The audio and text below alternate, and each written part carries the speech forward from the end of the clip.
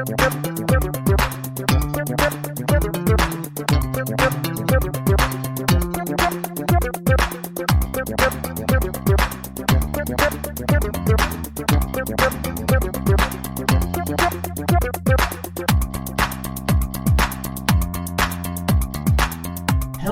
everyone, we are at MTAC Dueling Dragons.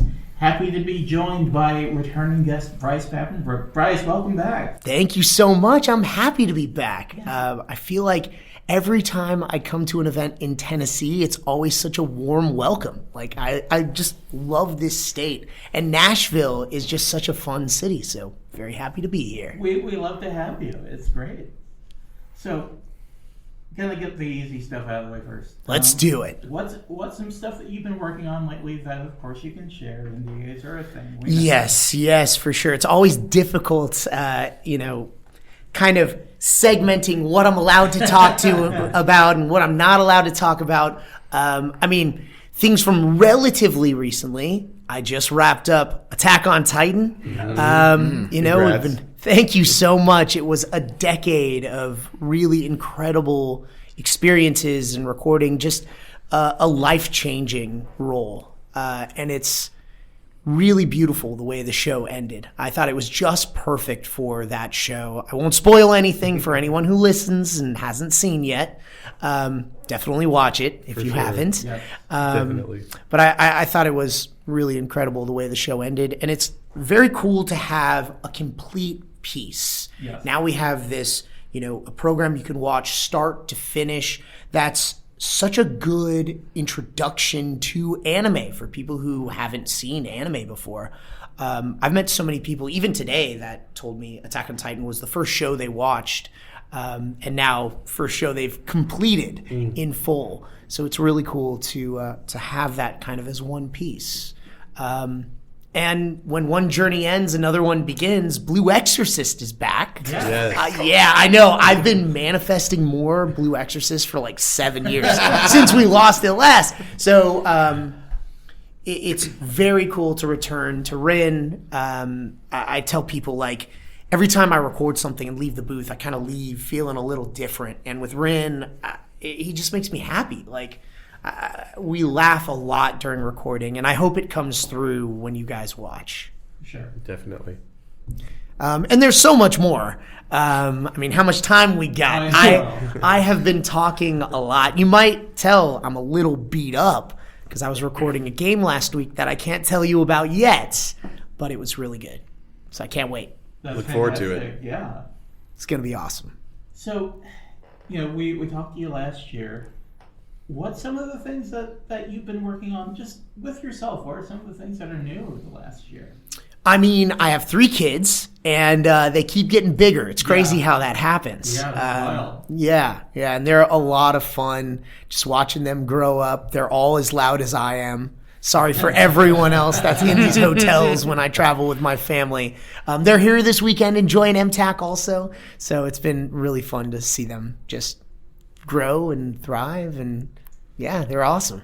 I'm glad that you're able to do that because I know you travel a lot. You are in demand, so it's great that you have the opportunity to bring your family with you. Yeah, I love coming to these events. For a voice actor, like, it's our applause. We're by ourselves in these soundproof rooms, and you pour your heart into the mic and hope someone hears it. So seeing the people that have heard my work and meeting them and learning about how they connected to certain scenes and how performances have helped them make positive changes in their life, like, it's the coolest thing ever. I love coming to events. The most difficult thing for me is being away from the family. Yeah. So if the family's here with me, like, it's just a party. It's good times. So I'm very grateful that events like MTAC understand that and allow me to come and have a great time on the weekend and bring the family with me. For sure. Well, to start us off, what can you just kind of go over how you got into voice acting, and then on the other side of that, what is for you personally? What is how does it differ doing voice acting for anime from the other forms of acting that you've done? Sure, yeah. I was lucky enough to be born into a family of actors. Okay. My dad was working on a show called Power Rangers. Heard of that one? I used to love to go to work with him because they had like a bunch of the rubber monster suits like lining the stairs up to the booth.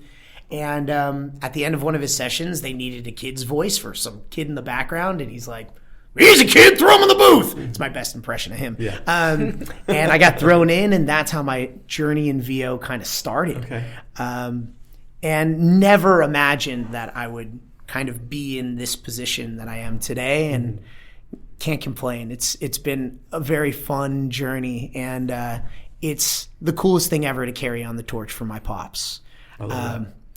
And you asked also about different types of voice acting and or acting. For me, I really focus on the VO, but I do all sorts of different types of voice acting.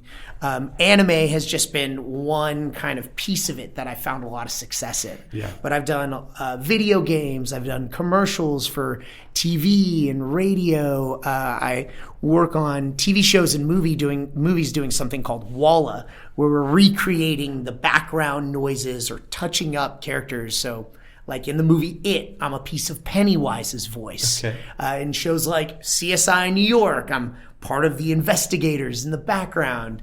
In Gotham, I'm a part of Bruce Wayne's breathing. So, if he's running and jumping, I do and that's it. And if we do our job well, you'll have no It's idea. seamless. Yeah. So anime is kind of unique in that we're working to picture. So we're watching the show and we're talking as our characters are talking on screen.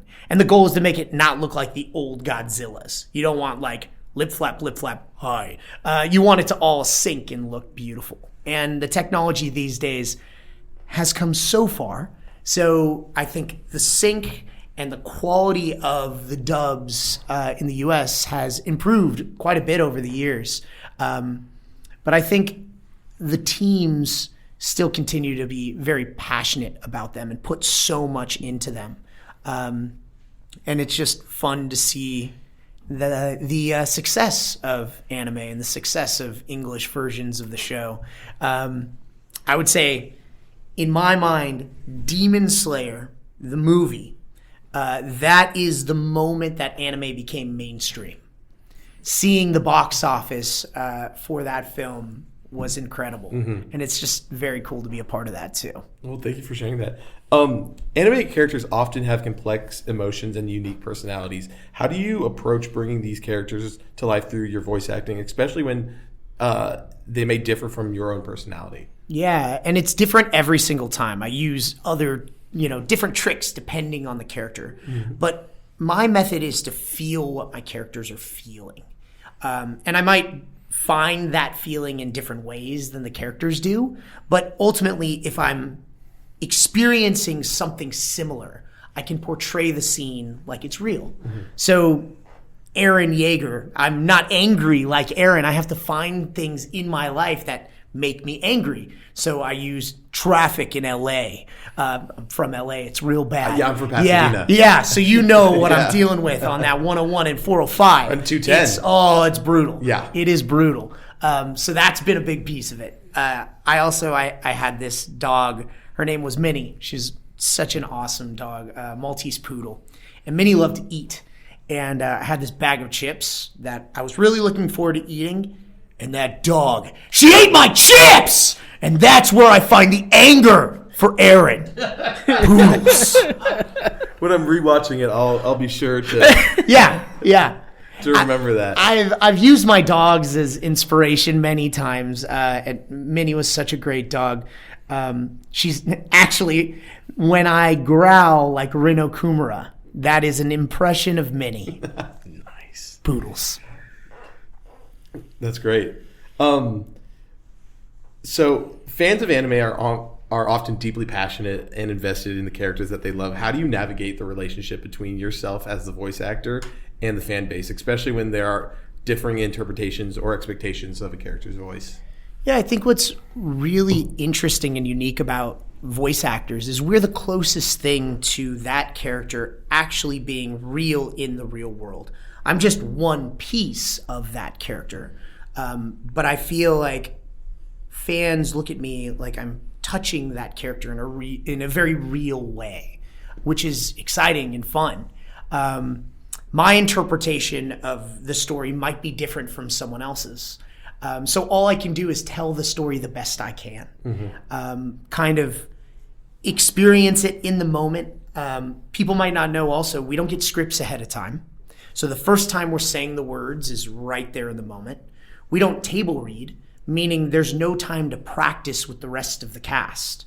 The first time we're doing those scenes is right there. And whatever comes out, it kind of is what it is. So all I can do is the best I can in that moment. And because I've been a voice actor for 3 decades, it's fun to look back at some of my earlier work. And even though I would make a different choice on some of the performances now, looking back on it, I would never change something I did back then, because it's almost like that's who I was. That's where I was playing this character. So you get kind of like this map of someone's career also as they change and grow and differ, which is really unique. Well, it must be like so interesting, especially working on a project like Attack on Titan, where in the beginning you're just learning and kind of figuring out who Eren is and how you are gonna, portray him, and then working with that after 10 years and really understanding Eren and how you're portraying him. So the show officially ended just a few months ago, and I just learned who Eren is. I just learned what was going to happen. I avoided spoilers for a decade. I still haven't read the manga, and I'm very excited to go back and do that.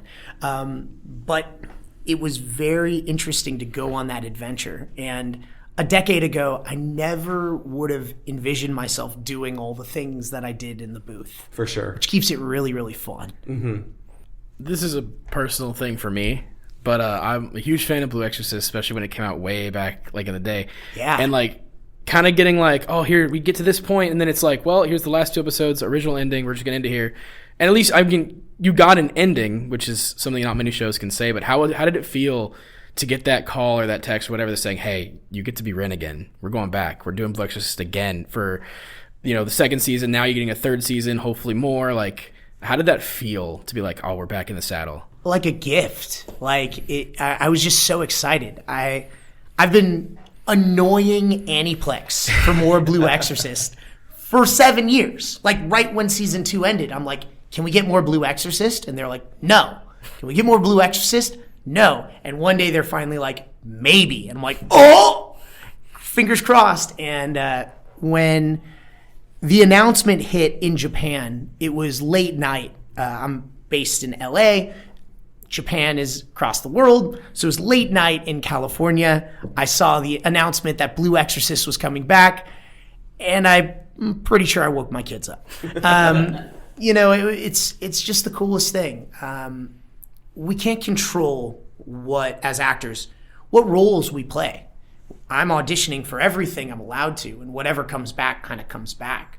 So not only to get a show that I love and I'm a huge fan of, a character that makes me happy just being a part of that character, but then after 7 years have this come back and happen. I've won the lottery so many times over and over. I'm just ecstatic that it's real, that it's here. And I got some other great news recently, because they wrapped this season of Blue Exorcist in Japan, and not long after announced they're still continuing. So it looks like we're not going to have to wait 7 more years to see this story. Thank goodness. Oh, yeah. That's beyond hype for me. To step away kind of outside of voice acting, outside of your craft, and you had mentioned your family, what are some things that feed your soul when you're not acting? Yeah, my first passion was martial arts. Okay. I grew up training in a Korean style called Tongsudo, which is the same style Chuck Norris practices. And because of going to these events, I've actually met Chuck and his family a few times. My mind was blown just being in his presence. What a fantastic guy. So I trained in Tongsudo for years, and then fell in love with striking, with Muay Thai and boxing. So I still train. I sneak over to the gym at least once, twice a week. I started my son in Muay Thai and Jiu-Jitsu. I train a little Jiu-Jitsu as well. I'm very much a white belt. So it's fun to kind of like start over, to go in and get choked out. Good times. Yeah. I love it. That's awesome. John, do you have anything? I just wanted to go back to something you mentioned before about just putting all these auditions out into the world and just seeing whatever comes back. Because acting is such a competitive field. For every role you get, there's, 10, 20, 100 that you don't. What keeps you motivated? That success, when it actually does line up and work out, there's just this excitement that I still feel. It's like this adrenaline rush every time you get the opportunity to be a new character or even just step into the booth and do what I get to do. It's a really cool thing. And I just love that. That passion is still there. And I think, I'll continue doing this until it's not. And I hope that it comes through in what I'm doing. It does make a difference. If you're happy and you are saying words and the character's happy, like that happiness comes through the microphone. And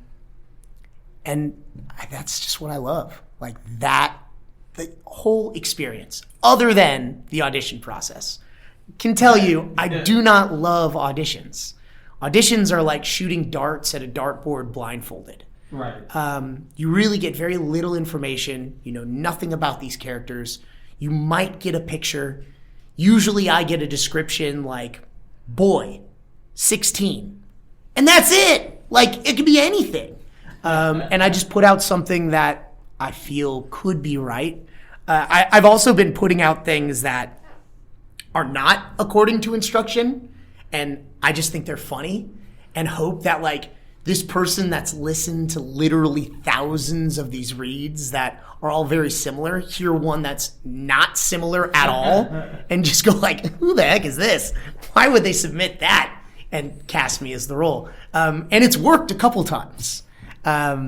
So I just put things out, even in those auditions that make me happy, that I enjoy.